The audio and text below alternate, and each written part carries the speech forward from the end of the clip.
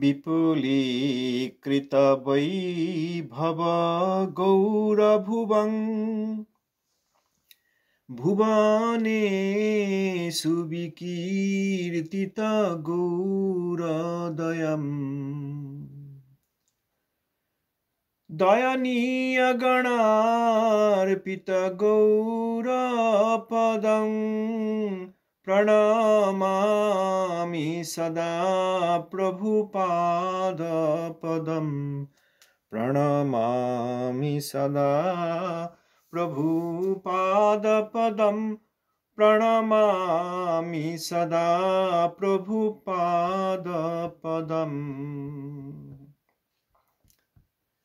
चिरगौरजनाश्रय विश्वगुरुं गुरुगौरकिशोरकदास परं परमादृत भक्तिविनोदपदं प्रणमामि सदा प्रभुपादपदं प्रणमामि सदा प्रभुपादपदं प्रणमामि सदा प्रभुपादपदं। गौड़ीय आचार्य भास्कर अष्टोत्तर शतश्री शिल भक्ति सिद्धांत सरस्वती गोस्वामी ठाकुर शिल प्रभुपाद जी की जय। श्री गुरु महाराज जी की जय। दशम स्थान आचार्य वृंद की जय। प्रभुपादेर पार्षदगण की जय। समागत भक्तवृंद की जय। আমরা শিল প্রভুপাদের বক্তৃতাবলী দ্বিতীয় খণ্ড থেকে শ্রী ব্যাসপূজায় শ্রীমদ্ ভাগবতের কীর্তন এই শীর্ষক বক্তৃতার প্রথম অংশ অনেকটা পড়েছি। আজকে তার পরবর্তী অংশ থেকে অনর্থযুক্ত ভোগী সাধকের স্মরণ বা ইন্দ্রিয় তর্পণে ও সিদ্ধের ভজনে ভেদ। ইন্দ্রিয় তর্পণৈষণাই অধক্ষজ সেবার সর্বপ্রধান অন্তরায়। সুতরাং তৎকালে নিরবচ্ছিন্ন স্মরণকার্য প্রতিহত হইয়া কৃষ্ণেতর ভোগ্য মায়িক বস্তুরই পশ্চাদনুধাবন প্রবৃত্তি ঘটায়। বৃন্দাবন স্মৃতি ও তদ্ধাম প্রকটিত লীলায় প্রবেশাধিকার জড়ানুভূতির কৃত্রিম স্মরণের সহিত এক নহে। ভগবানের অন্তরঙ্গ সেবা ও বাহ্য অনুষ্ঠানে চতুষ্ষষ্টি প্রকার ভক্তঙ্গ সমপর্যায়ে গণিত হইবার অযোগ্য। অন্তর্দশায় কৃষ্ণ স্মৃতি ও কৃত্রিম সাধকের অষ্টকাল সেবার সহিত এক নহে। ভগবত লীলা আমরা যদি কৃত্রিমভাবে স্মরণ করতে যাই তাহলেও আমাদের এই জড় অনুভূতির জন্য সেটা কৃত্রিম হয়ে আছে। এই জন্য বৃন্দাবন স্মৃতি এবং তদ্ধাম প্রকটিত লীলায় প্রবেশাধিকার জড়ানুভূতির কৃত্রিম স্মরণের সঙ্গে এক নয়। অতএব সিদ্ধ যখন ভজন করেন তাঁর স্মরণ আর কৃত্রিম সাধকের অষ্টকাল সেবা এক বস্তু নয়। ফল্গু বৈরাগ্যের তুচ্ছতা ও ব্যর্থতা, বাহ্যানুষ্ঠান ও চতুষ্ষষ্টি প্রকার ভক্তঙ্গ পরিবর্জনে যে ফল্গু বৈরাগ্য দেখা যায় তাহাও শ্রী গৌরসুন্দরের মনোভীষ্ট নহে। শ্রী গৌরসুন্দর বলিয়াছেন, প্রাপঞ্চিকতয়া বুদ্ধ্যা হরি সম্বন্ধী বস্তুনঃ মুমুক্ষুভি পরিত্যাগ বৈরাগ্যং ফল্গু কথ্যতে। বাহ্যানুষ্ঠান ও এই যে 64 প্রকার ভক্তঙ্গ এইসব যদি পরিত্যাগ করা হয় তাহলে ফল্গু বৈরাগ্য হয়। মহাপ্রভু সেটা চান না। মহাপ্রভুর মনোভীষ্ট সেটা নয়।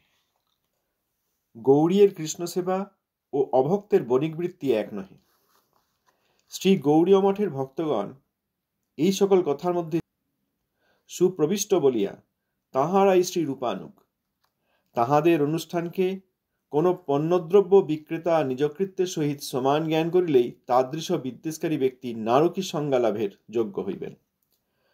সুতরাং অযোগ্য সুদীন মাদৃশ বরাকের পক্ষে ত্রিদণ্ডীপাদ শ্রী প্রৌদানন্দের অনুগমনে দন্তে নিধায় তৃণকং পদয়োর নিপত্ত কৃত্বা চ কাকু শতমেতদহং ব্রবীমি। হে সাধবঃ সকলমেব বিহায় দুরাত চৈতন্যচন্দ্রচরণে কুরুতানুরাগম। এই শ্লোকেরই পুনঃ পুনঃ কীর্তন ব্যতীত অন্য অবলম্বন নেই। গৌড়ীয় মঠের ভক্তগণ, যারা প্রকৃত গৌড়ীয় মঠের ভক্ত, তাঁরা এইসব কথা জানেন। বাহ্যানুষ্ঠান, 64 প্রকার ভক্তঙ্গ যাজন, সাধক সিদ্ধ, বৃন্দাবন স্মৃতি, লীলায় প্রবেশাধিকার, এইসব বিষয়ে তারা জানেন। সেই জন্যই তারা শ্রী রূপানুগ।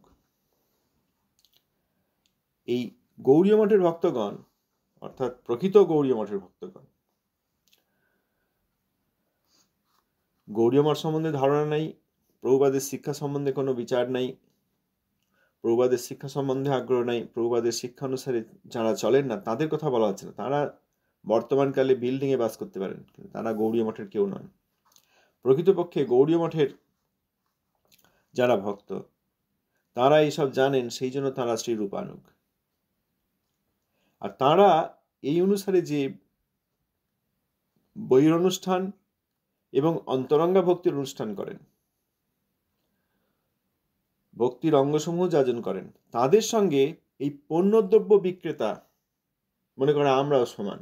শুধু সমান নয়, তারা আবার আজকাল মনে করে যে আমরাই আসল ভক্ত। গৌড়ীয় শব্দকে সম্মানই করেন না। গৌড়ীয় মঠ তো দেখতেই পারেন না। আর নিজেরা যে পণ্যদ্রব্য বিক্রেতা হয়েছেন,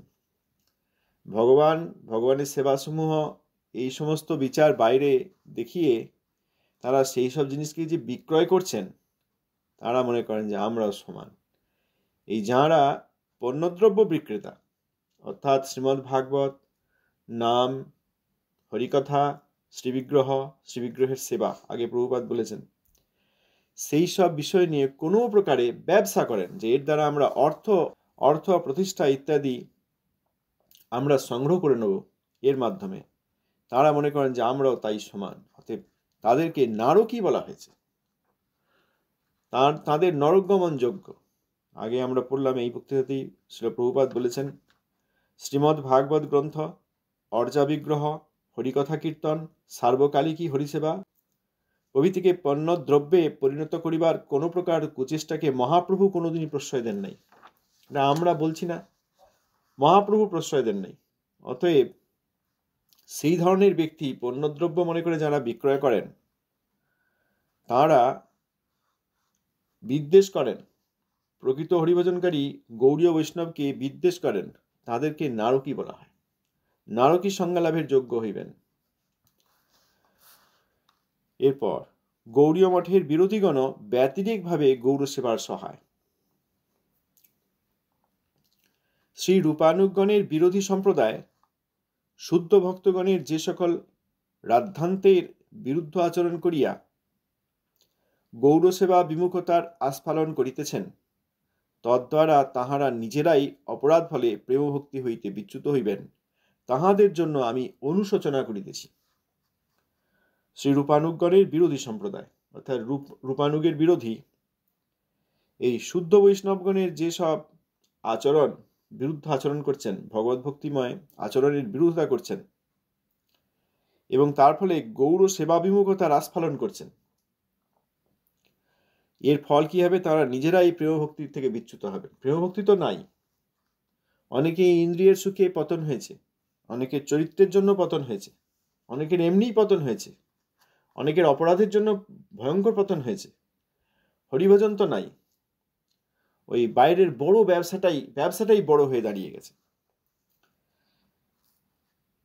প্রভুপাদ তাদের জন্য অনুশোচনা করছেন, তখনও এখনো। প্রভুপাদের কথা নিত্যকালের কথা, ইতিহাসের কথা নয়। যে প্রভুপাদ যখন প্রকট ছিলেন, সেই সময়ে যারা গৌড়ীয়র বিরোধিতা করেছেন, কেবল তাদের জন্য তা নয়, নিত্যকালের জন্য যারা এই রূপানুগের বিরোধিতা করবেন তারাই। দেখবেন রূপানুগ শব্দটাই অনেকে বুঝতে পারে না, শ্রী রূপানুগত্ব কি বুঝতে পারে না। আবার অনেকদিন গৌড়ীয় মঠে আছে, এসব কোনো ধারণাই নাই, খাচ্ছে দাচ্ছে, খুব হাসছে, কীর্তন করার অভিনয় করছে, কিছু কাজ করার, কায়িক পরিশ্রম করার অভিনয় করছে, কিন্তু এসব কোনো ধারণাই নেই। গৌড়ী মঠের মধ্যে থেকে গৌড়ীয় মঠের বিরোধিতা করছে, এরকম অনেক লোক আছে। আবার গৌড়ীয় মঠের বাইরে থেকে গৌড়ীয় মঠের বিরোধিতা করছে, এরকম অনেক লোক আছে। প্রভুপাদ বলছেন আমি তাদের জন্য অনুশোচনা করছি, তাদের জন্য প্রভুপাদের দুঃখ যে আপনারা করলেন না, গৌর সেবা বিমুখতা করলেন। পেতে পারতেন প্রেমভক্তির মতো এত মূল্যবান বস্তু, কিন্তু সেই পথে গেলেন না। অন্য জিনিসটা আপনারা, গৌর বিরোধিতাটা আপনারা নিয়ে নিলেন পথ হিসেবে। তাহাদের কুবাক্যসমূহ বা কুচেষ্টাসমূহ শুদ্ধ সেবকগণের স্বধর্ম প্রচারের কোনো প্রকারই ব্যাঘাত উৎপাদন করিতে সমর্থ হইবে না। পক্ষান্তরে তাদৃশ প্রতিকূলাচরণ ফলে জগতে বৈকুণ্ঠের অভিনব আলোক প্রদান করাইবার সহায়তাই করিবে। খুব গুরুত্বপূর্ণ কথা। যারা বিরোধিতা করছেন অনেকে আবার ভয় পেয়ে যান, কি হবে, সংখ্যায় অনেক। গৌর বিরোধী, গৌড়ীয় বিরোধী, শুদ্ধ ভক্তি বিরোধী এবং শুদ্ধ ভক্তির ছলনা করছে এরকম অনেক লোক, কি হবে আমার যে সর্বনাশ হয়ে যাবে, ক্ষতি হয়ে যাবে। বিষয়টা মোটেই তা নয়। আমরা যদি আত্মসমর্পণ করে শুদ্ধভাবে হরিভক্তির আচরণ করার চেষ্টা করি, এই বিরোধীরা আমাদের কিছুই করতে পারবে না। প্রভুপাদ এই কথা বারবার বিভিন্ন স্থানে বলেছেন, উপদেশামৃতেও দেখেছি। প্রভুপাদ উপদেশ করেছেন যে সংখ্যা নির্বন্ধ করে হরিনাম সংখ্যা বাড়াবেন এবং হরিনাম করবেন। প্রভুপাদ বলছেন, হরিনাম করতে আদেশ করেছেন। এর ফলে কি হবে, বিরোধীরাও আমাদের কিছুই করতে পারবে না। হরিনামই আমাদের রক্ষা করবেন, গুরুবর্গই রক্ষা করবেন, ভজন থেকে আমাদের চ্যুতি হবে না। কিন্তু আমরা তো আর আমাদের আত্মার রক্ষা নিয়ে চিন্তিত নই, আমরা শরীরের রক্ষা নিয়ে চিন্তিত। শরীরটা যদি কেউ কিছু করে দেয় দেবে, শরীরটা যদি কেউ কিছু করে দেবে। শুদ্ধ ভক্তির কথা থেকে সরে আসতে পারবো না। বাহ্যিক কিছু অসুবিধা করবে, কিন্তু আমার আত্মার ভজন থেকে তো চ্যুতি ঘটাতে পারবে না। আত্মা নিয়ে কিন্তু আমাদের চিন্তা নেই। এই কথাটা বললে এতগুলো লোক শত্রু হয়ে যাবে, তখন আমার কি হবে, এটা ভাবে। আমাকে এখানে আসতে দেবে না, বা আমার এখানে ক্ষতি করবে, অসুবিধা করবে, এরকম ভাবে। কিন্তু আত্মাকে নিয়ে আমাদের চিন্তা নেই, যে আমার আত্মার যে ভজন থেকে পতন হবে, অবৈষ্ণব এবং বৈষ্ণব অপরাধীদের সঙ্গ করলে আমার যে ভজন থেকে চ্যুতি হবে, ভজনে আমার কোনোদিন প্রবেশই হবে না, সাধনচ্যুত হয়ে যাব, সে চিন্তা আমাদের নাই। আমাদের শরীর নিয়ে চিন্তা, আমার কি হবে, আমার কি হবে বলতে আমার শরীরের কি হবে, আত্মার ভজন নিয়ে চিন্তা নেই। প্রভুপাদ বলছেন তাঁদের কুবাক্যসমূহ বা কুচেষ্টাসমূহ কেবল কথা নয়, কুবাক্য নয়, কুচেষ্টাও, অর্থাৎ বিরোধিতা করার ক্রিয়া, শুদ্ধ সেবকগণের স্বধর্ম প্রচারের কোনো প্রকারই ব্যাঘাত উৎপাদন করিতে সমর্থ হইবে না। এই যে শুদ্ধ ভক্তি ধর্ম আচরণ এবং প্রচারের যারা চেষ্টা করছেন, তাদের কোনো অসুবিধা করতে পারবে না, শুদ্ধ প্রচারের কোনো ক্ষতি হবে না। এটাই তো বড় কথা। পক্ষান্তরে অন্যদিকে তাদের এই প্রতিকূল আচরণ ফলে জগতে বৈকুণ্ঠের অভিনব আলোক প্রদান করাইবার সহায়তাই করিবে। অন্ধকার থাকলে যেমন আলোর মহিমা বোঝা যায়, দিনের বেলায় টর্চ জ্বাললে টর্চের কি মহিমা নয়, দিনের বেলায় যখন সূর্য রয়েছে দুপুর বেলায়, তখন টর্চ জ্বেলে কি দেখাবে, বোঝা যাবে না টর্চ জ্বলছে কি জ্বলছে না, সবই তো আলোকময়। কিন্তু যখন অন্ধকার, তখন ঘনান্ধকারে কিছুই দেখতে পাওয়া যাচ্ছে না। মনে করুন অমাবস্যা রাত্রি, আকাশে মেঘও আছে, কিছুই দেখা যাচ্ছে না, একদম কয়লার মতো অন্ধকার, ঘুটঘুটে অন্ধকার যেটা। তখন রাস্তা দেখা যাচ্ছে না, কোন দিকে যাচ্ছি কোন দিকে যাচ্ছি না কিছুই চিনতে পারছি, কিছুই দেখতে পাচ্ছি না। রাস্তায় হাঁটছি না, বনে হাঁটছি না, সামনে কোনো দেয়ালে ধাক্কা দিচ্ছি, পাথর আছে, কিছুই দেখতে পাচ্ছি না, না নদী আছে, একদম দেখা যায় না, এরকম ঘনান্ধকার হয়। তখন যদি কেউ টর্চ এনে জ্বালে, তখন সেই আলোর মহিমা বোঝা যায়। প্রভুপাদ সেই জন্য এখানে বলছেন, পক্ষান্তরে তাদৃশ প্রতিকূলাচরণ ফলে জগতে বৈকুণ্ঠের অভিনব আলোক প্রদান করাইবার সহায়তাই করিবে। অতএব তারা এই শুদ্ধ ভক্তির প্রতিকূল করলে, প্রতিকূল আচরণ করলে, বৈষ্ণব বিদ্বেষ করলে, অপরাধ করলে, সেগুলো ভালো জিনিস নয়, করলে এই শুদ্ধ ভক্তির প্রচারে সহায়তা করবে, এই বৈকুণ্ঠের অভিনব আলোক প্রদান করার বিশেষ সহায়তা করবে। তাহাদের ওই প্রতিকূল চেষ্টাকেও শ্রী গৌর সুন্দরের মনোভীষ্ট বলিয়া শ্রী গৌরীয় মঠ সেবকগণ জানেন। এরকম তো আছে, প্রতিকূল চেষ্টা গৌর সুন্দরের মনোভীষ্ট সব, কিন্তু যারা উত্তম বৈষ্ণব তারা জানেন সব মহাপ্রভুর ইচ্ছায় হচ্ছে। এত যে বিরোধিতা সব মহাপ্রভুর ইচ্ছা। এর আগে প্রভুপাদ বললেন না যে প্রায় 300 বছর ধরে এইরকম সমস্যা হয়েছিল। প্রভুপাদ বললেন যে অনেক দিন এরকম অনেক সমস্যা হয়েছিল, সব মহাপ্রভুর ইচ্ছায় হচ্ছে। সুতরাং এসবও মহাপ্রভুর মনোভীষ্ট। এইরকম পরিস্থিতি হবে, অন্ধকার আসবে, তখন আলোকের মহিমা তারা বুঝতে পারবে। কিন্তু মহাপ্রভুর মনোভীষ্ট এই যে শুদ্ধ ভক্তির বিরোধিতা হবে বাধ্যত, আর শুদ্ধ ভক্তগণ শুদ্ধ ভক্তির আলো প্রদান করে জগতের লোককে উদ্ধার করবে। এই কথা কিন্তু নয় যে মহাপ্রভুর যখন মনোভীষ্ট যে শুদ্ধ ভক্তির বিরোধিতা হোক তাহলে আমিও বিরোধিতায় লেগে যাই, তা কিন্তু নয়। উদ্দেশ্য শুদ্ধ ভক্তগণ শুদ্ধ ভক্তির আলো প্রদান করবেন, তার জন্য শুদ্ধ ভক্তির বিরোধী করার লোক অনেক থাকবে। কলিকে স্থান দিলেন তো পরীক্ষিত মহারাজ, ভগবদ ইচ্ছাতেই হয়েছে। সেই রকম এই যে নিত্যানন্দ প্রভুর মহিমা, বৈষ্ণবদের মহিমা, বৈষ্ণব বিদ্বেষের ফল, এসব আমরা এত আলোচনা করছি কারণ এইগুলো রয়েছে বলে। এমন ব্যক্তি আছে যারা নিত্যানন্দ প্রভুর মহিমাকে অস্বীকার করে। আমরা যে এতদিন কয়েকদিন আলোচনা করলাম নিত্যানন্দ প্রভুর গহনা, নিত্যানন্দ প্রভুর ব্যবহার, নিত্যানন্দ প্রভুর দণ্ড পরিত্যাগ এবং লৌহ দণ্ড গ্রহণ, নিত্যানন্দ প্রভুর প্রেমময় লীলাময় বিবাহ, ভক্তরা বুঝতে পারে নিত্যানন্দ প্রভুর বিবাহ লীলাময় প্রেমময়, আর অভক্তরা সেইটাকে কটাক্ষ করে। কিভাবে? হয় তারা মানেই না, আর নয় তারা ওই দিকে আঙুল ওঠায়। হয় তারা মানে না, না বিবাহ করেন নাই, ধাতব বস্তু পরেন নাই, কোনো সোনা দানা ধাতু কোনো কিছু পরেন নাই, ধাতুতে হাত দেন নাই, লৌহদণ্ড নেন নাই, তিনি সন্ন্যাসী ছিলেন, ধীর এবং বিবিক্ত সন্ন্যাসী, যেটা ভুল ধারণা। প্রভুপাদ বলেছেন নিত্যানন্দ প্রভুকে যারা ধীর এবং বিবিক্ত সন্ন্যাসী মনে করেছেন তারা ভুল করেছেন। সেটা কেউ করেছেন, আবার আর কেউ কি করেছেন, তারা আবার অঙ্গুলি উঠেছেন, কেন উনি অবধূত হয়ে বিবাহ করবেন কেন? তো এইসব যে আমরা এইসব যে আমরা চেষ্টা করলাম, এত বলবো না, এইসব যে আমরা একটু পড়ার চেষ্টা করলাম, তার কারণ তো এই যে শুদ্ধ ভক্তি নিত্যানন্দ মাহাত্ম্য তার বিরোধিতা করার লোক আছে, ভক্ত সেজে তার বিরোধিতা করার লোক আছে।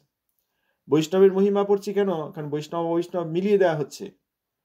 ভক্তকে চিনতে পারতে হবে, ভক্তব্রুবের থেকে আলাদা করতে পারতে হবে। এটা কেন বলা হচ্ছে? কারণ ভক্তব্রুবের সংখ্যা অনেক বেশি। সুতরাং এইগুলো কিন্তু নিরপেক্ষভাবে বিচার করলে সব মহাপ্রভুর মনোভীষ্ট ইচ্ছা, তাতে তিনি চান যে শুদ্ধ ভক্তই বা শুদ্ধ ভক্তির আলোক প্রদান করুন। যেমন পরীক্ষক স্কুলে পড়ানোর পর পরীক্ষা নেন, তো পরীক্ষার প্রশ্নগুলো শিক্ষক মহাশয়ই সেট করেন, তিনি স্থির করেন যে এই প্রশ্ন এবার দেখি উত্তর দিতে পারে কিনা, ছাত্ররা পড়াশোনা করেছে কিনা। বিভিন্ন পরিস্থিতিতে আমরা পড়ি, শুদ্ধ ভক্তির বিরোধিতা দেখি, প্রকারান্তরে মহাপ্রভুর মনোভীষ্ট যাতে শুদ্ধ ভক্তগণ শুদ্ধ ভক্তির আলোক প্রদান করে সেই বিদ্যা ভক্তি, ভক্তব্রুব, মিছা ভক্তি, তাদের দৌরাত্ম্যকে আলাদা করে চিনিয়ে দেন। প্রভুপাদ বলেছেন ভক্তের ক্রিয়া এবং মিছা ভক্তের দৌরাত্ম্য বাহিরে এক জায়গায় গেলেও প্রকৃতপক্ষে দুধ ও চুনগুলার ন্যায় আকাশ পাতাল পার্থক্য। দুধও দেওয়া হয়েছে, চুনগুলাও দেওয়া হয়েছে, এবার কোনটা পান করবেন? দুধ পান করলে সুস্বাস্থ্য হবে, আর চুনগুলা পান করলে অন্তর জ্বলে যাবে, পাকস্থলী জ্বলে যাবে, গলা জ্বলে যাবে, মুখ জ্বলে যাবে। কোনটা পান করবেন? চিনবেন কি করে? এই জন্য দুটোই দেওয়া হয়েছে। প্রভুপাদ বলছেন তাহাদের ওই প্রতিকূল চেষ্টাকেও শ্রী গৌর সুন্দরের মনোভীষ্ট বলিয়া শ্রী গৌরীয়মঠ সেবকগণ জানেন, কেহ মানে কেহ না মানে সব তাঁর দাস। এই বস্তু সিদ্ধির কথাটি আলোচনা করিলেই জীবের স্বরূপ সিদ্ধির ব্যাঘাত ঘটিবে না। অতএব সংক্ষেপে বলিতে গেলে ত্রিদণ্ডী স্বামী শ্রী প্রবোধানন্দ সরস্বতীপাদের প্রণালী শ্রী রূপানুগ গৌড়ীয় মঠের প্রচারের নিত্য আদর্শ হোক। ত্রিদণ্ডী স্বামী শ্রী প্রবোধানন্দ সরস্বতীপাদের প্রণালী শ্রী রূপানুগ গৌড়ীয় মঠের প্রচারের নিত্য আদর্শ হোক। কৃষ্ণ কীর্তন মুখে নিত্য পরোপকার ব্রত পালনের প্রার্থনা। প্রভুপাদ বলছেন প্রার্থনা, এর আগেও প্রভুপাদ অতি দিনহীন হয়ে বললেন। সুতরাং অযোগ্য দিন মাদৃশ বরাকের পক্ষে, অযোগ্য সুদিন মাদৃশ বরাকের পক্ষে, এই কথা ত্রিনাথ শুনেছে, তার শেষ কথা বলছেন কে? তিনি সর্বোচ্চ আসনে অধিষ্ঠিত, যাকে কৃষ্ণ স্কন্ধে আরোহণ করি আনন্দ পান। কৃষ্ণ যাকে স্কন্ধে আরোহণ করান সেই প্রভু বলছেন। এই জন্য এইটা ত্রিনাদ বিষ্ণু নিচতার শ্রেষ্ঠ কথা। মহারাজা যখন নিজেকে ভিখারি বলেন, সেইটা শ্রেষ্ঠ ত্রিনাদ বিষ্ণু নিচতা। পরিশেষে বক্তব্য এই যে, মাদৃশ গৌড়ীয় চরণ সেবাবিমুখ অকিঞ্চন জীবাধম কৃতাঞ্জলি পুটে সর্ব গুরুগণ সমীপে নিবেদন করিতেছে যে, গৌড়ীয় মঠবাসীগণ উক্ত ত্রিদণ্ডীপাদের অনুগমনে যে হরিকীর্তন আরম্ভ করিয়াছেন, তাহাই গৌরসুন্দরের মনোভীষ্ট প্রচারকারী শ্রীরূপের নিত্যদাস্য। এখানে আবার তিনি নিজেকে গৌড়ীয় চরণ সেবা বিমুখ, যিনি গৌড়ীয় সংঘপতি, যিনি গৌড়ীয় আচার্য ভাস্কর, গৌড়ীয় আচার্যগণের সূর্য, যিনি গৌড়ীয় আচার্য সূর্য, তিনি বলছেন নিজেকে অকিঞ্চন জীবাধম কৃতাঞ্জলি পুঠে, অর্থাৎ জোড়হাত করে বলছেন, আমরা কিন্তু শুনছি না, আমরা বলছি আমরা গৌড়ীয় মঠের আশ্রিত বা শুদ্ধ ভক্তের আশ্রিত, এরকম অভিমান করছি, আমরা কিন্তু শুনছি না।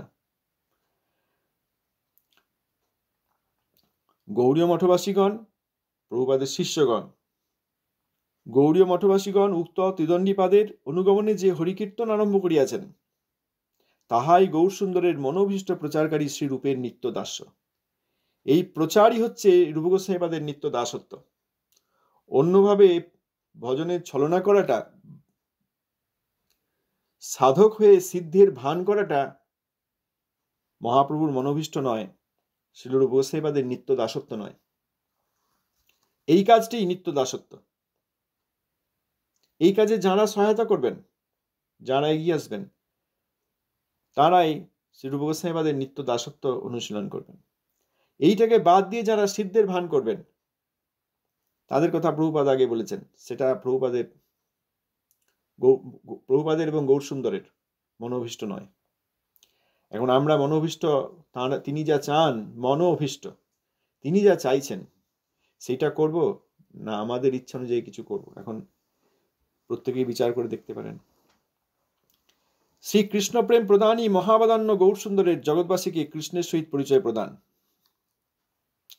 সেই সেবায় শ্রী নিতাই গৌরাঙ্গের একমাত্র পূজা এবং তাহাই ব্যাস পূজা। এই জগতে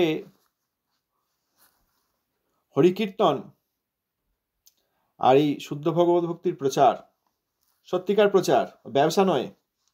আর একটা পক্ষ আছে, তারা বিরাট ব্যবসা খুলে বসেছে, বলছে এইটাই হচ্ছে আসল প্রচার। সেইটা নয়। সেইটাকে যারা সত্যিকার প্রচারের সঙ্গে বা সত্যিকার প্রচারকের সঙ্গে এক করেন, তাদেরকে প্রভুপাদ নারকী বলেছেন। ব্যবসাদাররা নয়, বড় ব্যবসাদার, ওদের কথা বলা হয়নি, কালজবনদের কথা বলা হয়নি, আবার জরাসন্ধের কথা বলা হয় নাই। জরাসন্ধ বিষ্ণু মানতেন, কিন্তু ভক্তির অভাবে কৃষ্ণকে চিনতে পারেন নাই, শত্রুতা করেছেন যে ইনি আমার জামাতা কংসকে হত্যা করেছে। 17 বার মথুরা আক্রমণ করেছিলেন। বর্তমানে জরাসন্ধের দল যারা আছে, তারাও প্রভুপাদ এবং প্রভুপাদের গণকে আক্রমণ করছেন, দেখা যাচ্ছে। সেই জরাসন্ধের দলকে এবার অনেকে গুরুবরণ করেছে, তাদের কথা বলা হচ্ছে না। আবার কালজবনের দল যারা বিরাট ব্যবসা ভেঁধে বসেছে, যোগপীঠ ঢেকে দিতে চায়, প্রভুপাদের নাম নিয়ে নিতে চায়, প্রভুপাদকে ভুলিয়ে দিতে চায়, জগতের কাছ থেকে লুকিয়ে দিতে চায়, কিন্তু সূর্যকে লুকানো যায় না, তাদের কথা বলা হয় নাই। শুদ্ধ রূপানুভক্তিপদ শ্রী রূপগোস্বামীপাদের সত্যিকার দাসত্ব, এই আচার প্রচারময়, শুদ্ধ ভক্তির আচার প্রচারময়, ব্যবসার আচার বা ব্যবসার প্রচার, ব্যবসার জন্য আচার প্রচার, ব্যবসার জন্য যে জাগতিক আচার প্রচার, তার কথা বলেন নাই। সেই সেবায় শ্রী নিতাই গৌরাঙ্গের একমাত্র পূজা এবং তাহাই ব্যাস পূজা। প্রভুপাদ সম্মুখে থেকে এই আদেশ শিষ্যদের করেছেন, আর তাঁদের সমস্ত পুজো উপকরণ নিয়ে তিনি গৌর নিত্যানন্দের চরণে দিয়েছেন। আজ কত আনন্দের সহিত গৌড়ীয় মঠবাসীগণের নবায়মান অভিনব সৌন্দর্যময়ী মধুর বাণী শত সহস্র কণ্ঠে জীবের দ্বারে দ্বারে বিঘোষিত হইতেছে শুনিয়া আমাদেরও গৌরদাস্য উত্তরোত্তর প্রবল হইতেছে। আমরাও হৃদয়ের সহিত ভারত ভূমিতে হইল মনুষ্য জন্ম, যার জন্ম সার্থক করি পরোপকার। এই পরোপকার সূচক শ্রী চৈতন্য বাণীকে মূল মন্ত্র বলিয়া জানিয়া আমাদিগকে গৌড়ীয় মঠবাসীগণের নিজগণে গণনপূর্বক এই প্রপঞ্চে এই পরমার্থ পথেই যেন নিত্যকাল বিচরণ করি। গৌরীয়গণের পূজাই প্রকৃত ব্যাস পূজা বলিয়া প্রদীপ্ত হোক। এবং গৌরীয় কারা? মহাপ্রভুর বিশিষ্ট ভক্ত, তারাই গৌরীয়। বর্তমান বিভিন্ন গৌরীয় মঠে যারা শুদ্ধ ভক্তির অনুষ্ঠান করছেন তাদের চরণে প্রণাম, কিন্তু যারা করছেন না সেখানকার একটা ঘর আর বাথরুম দখল করে নিয়ে বসে আছে, তারা কিন্তু গৌরীয় নন। তারা যদি শুদ্ধ ভক্তির যাজন না করেন তাহলে তারা গৌরীয় নন।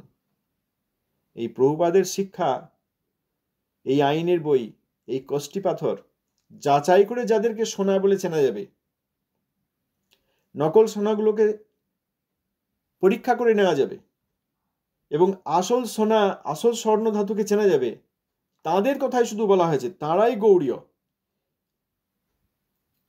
এই পরোপকার সূচক শ্রী চৈতন্যবাণীকে মূল মন্ত্র বলিয়া জানিয়া আমাদিগকে গৌরীয় মঠবাসীগণের নিজগণে গণনপূর্বক এই প্রপঞ্চে সেই পরমার্থ পথেই যেন নিত্যকাল বিচরণ করি।